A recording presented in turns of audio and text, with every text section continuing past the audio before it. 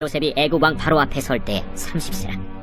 그가 바로 앞을 떠나 애굽 온 땅을 순찰하니 7해 풍년에 토지 소출이 심히 많은지라. 요셉이 애굽 땅에 있는 그 7년 곡물을 거두어 각 성에 저장하되 각 성읍 주위에 밭의 곡물을 그 성읍 중에 쌓아두매 쌓아둔 곡식이 바다 모래같이 심히 많아 세기를 그쳤으니 그 수가 한이 없음이었더라. 흉년이 들기 전에 요셉에게 두 아들이 나되 곧 온의 제사장 보디베라의 딸 아스낫이 그에게서 낳은지라.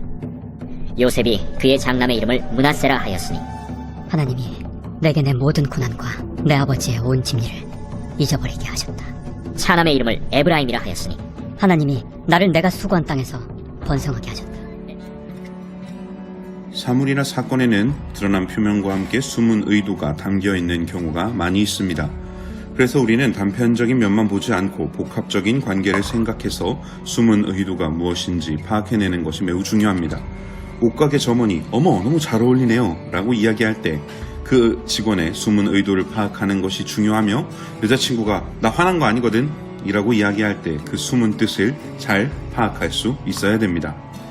하나님이 우리 삶에 일하시는 방법 또한 마찬가지입니다. 우리 삶에 일어나는 수많은 일들 속에 하나님은 하나님의 뜻을 담아 놓으셨고, 우리는 그 가운데에서 하나님이 숨겨 놓으신 그 숨은 의도를 파악하고 이해할 수 있어야 합니다. 오늘 성경 이야기 속에서 우리는 요셉의 인생의 여정 가운데 담아 놓으신 하나님의 숨은 의도를 찾아보려고 합니다. 13년 전 요셉은 형들의 미움을 사서 애굽으로 팔려왔습니다. 그리고 지금까지 그는 많은 인생의 굴곡을 지나야만 했죠. 지난 세월을 돌이켜보면 고난과 고통의 연속이었습니다. 아픔과 슬픔의 날들이었고 어두운 날이었습니다. 그러나 이제 하나님은 요셉에게 다양한 방식으로 수많은 은혜를 베풀어 주시는 모습을 볼 수 있습니다. 그 첫 번째는 바로 요셉이 애굽의 총리가 된 것입니다. 46절입니다. 요셉이 애굽 왕 바로 앞에 설 때에 30세라. 그가 바로 앞을 떠나 애굽 온 땅을 순찰하니.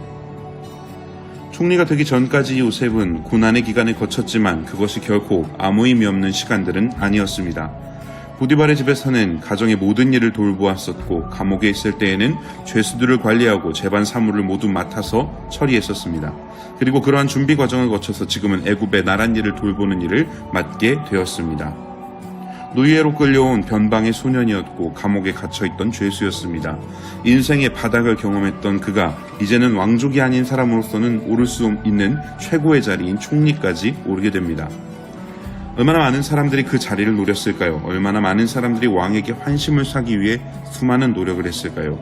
요셉은 그야말로 자기 인생 최대의 역전됨을 경험하게 됩니다.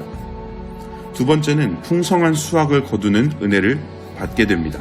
49절입니다. 쌓아둔 곡식이 바다 모래같이 심이 많아 세기를 그쳤으니 그 수가 한이 없었음이더라. 요셉이 지휘하에 애굽의 곡식 창고는 차고 넘치게 됩니다. 7년 전 바로의 꿈을 풀이했던 그의 예언은 적중했고 하나님은 그대로 이루어 주셨습니다. 요셉의 지혜로운 국정 운영과 곡식 창고를 운영하는 모습을 보면서 왕을 비롯한 많은 사람들이 요셉을 더욱더 신뢰하게 되었을 것입니다. 이것은 모두 하나님께서 요셉에게 베풀어 주신 은혜가 됩니다. 세 번째는 2명의 아들을 얻게 된 것입니다. 무엇보다 큰 소득은 2 아들을 얻게 된 일입니다. 고대 근동지방에서 자녀는 하나님께서 직접적으로 주신 기업과 상급으로 인식되었기 때문이죠. 요셉은 온의 제사장 보디베라의 딸 아스낫과 결혼하였습니다. 그는 이방의 신의 제사장과 결혼했지만 자신의 아들의 이름을 히브리식으로 지었습니다. 51절입니다. 요셉이 그의 장남의 이름을 므낫세라 하였으니 하나님이 내게 내 모든 고난과 내 아버지의 온 집 일을 잊어버리게 하셨다 하며, 차남의 이름을 에브라임이라 하였으니 하나님이 나를 내가 수고한 땅에서 번성하게 하셨다 함이었더라. 장자의 이름은 잊어버리게 하셨다라는 의미이고, 차자 에브라임은 번성하게 하셨다라는 의미입니다. 그는 이 모든 삶을 통해 하나님을 기억했습니다. 하나님이 고난을 잊게 하셨고 하나님이 그 요셉의 삶을 번성하게 인도해 주셨습니다. 그를 총리의 자리에 세우신 분은 누구이셨습니까? 바로 하나님이셨습니다. 곡식의 풍성한 수확을 주신 분은 누구이셨습니까? 하나님이셨습니다. 그에게 2 아들을 허락하신 분은 누구십니까? 바로 하나님이셨습니다. 우리가 요셉을 통해 보아야 할 것은 우리도 고난을 견디면 총리가 될 수 있다라는 쓸데없는 믿음이 아닙니다. 바로 고난 중에서도 그 안에 계시는 하나님을 바라보는 시선, 그것에 집중해야 합니다.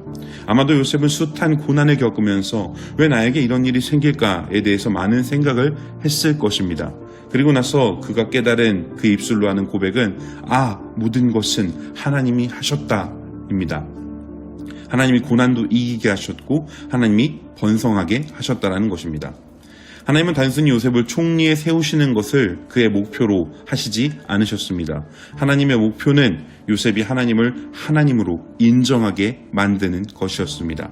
하나님은 요셉이 하나님이 중심이 되는 그러한 인생을 살기를 원하셨다는 뜻입니다. 말씀을 정리합니다. 우리는 이렇게 기도하죠. 요셉과 같이 형통한 자가 되게 해달라고 기도합니다. 애굽의 총리라는 고위직 공무원이었습니다. 요즘 우리가 가장 선호하는 직업 중에 하나이기도 하죠. 근데 그것은 요셉의 인생 중에 30살 이후의 일만 보고 하는 이야기입니다. 요셉이 이처럼 형통한 자리에 있기까지는 13년 동안 종살이도 해야 했고 옥살이도 해야 했다는 사실, 그것들은 배제하고 그저 요셉과 같이 출세가도를 걷게 해달라고 기도하고 있는 나 자신을 발견할 수 있을 것입니다. 요셉이 총리가 되기 위해서는 노예인 요셉도 필요했고 죄수인 요셉도 필요했습니다. 왜냐하면 그러한 결과를 주시기 위해서 하나님은 이 모든 인생의 과정들을 친히 사용하셨기 때문입니다. 요셉은 이 과정들을 겪으면서 그의 삶을 주관하시는 분이 하나님이 되심을 깨닫게 되고 인정하게 되었습니다. 여러분, 우리도 마찬가지입니다. 우리가 인생의 고난을 겪는다면 그 안에서 하나님을 볼 수 있어야 합니다. 고난을 이기고 역전의 삶을 살게 된다면 역시 그 안에서도 하나님을 볼 수 있어야 합니다. 혹은 이전보다 더 혹독한 고난과 괴로움 가운데 걷게 된다 하더라도 그 안에서도 우리 하나님을 볼 수 있어야 합니다. 우리는 우리의 삶의 모든 순간 요셉과 같이 하나님이 하셨다라고 고백할 수 있는 우리 다드림 친구들이 되어야 합니다. 하나님을 하나님으로 인정하는 것이 그 무엇보다 큰 복이 됨을 기억하시기 바랍니다. 저와 여러분이 하나님 중심의 삶을 살아가기를 주님의 이름으로 간절히 축복합니다. 기도합시다. 주님, 감사합니다. 우리 다드림 친구들 모든 인생의 순간 가운데에서 하나님을 하나님이 되심을 고백하고 인정하는 우리 친구들이 될 수 있도록 인도하여 주시옵소서. 우리 삶에 고난이 처할지라도, 우리 삶에 즐거움이 처하고 복된 삶을 누릴지라도 이 모든 것 우리 주님께서 하심을 알고 겸손한 마음으로 모든 것 이해하고 견디고 받아들이고 누리며 하나님을 찾아갈 수 있는 우리 다드림 친구들과 제가 될 수 있도록 우리의 인생 가운데 주님 동행하여 주시옵소서. 어려운 때를 지나고 있는 오늘 우리가 주님 앞에서 더욱더 하나님을 간절히 찾기를 소원하며 살아계신 예수님의 이름으로 기도드렸습니다. 아멘.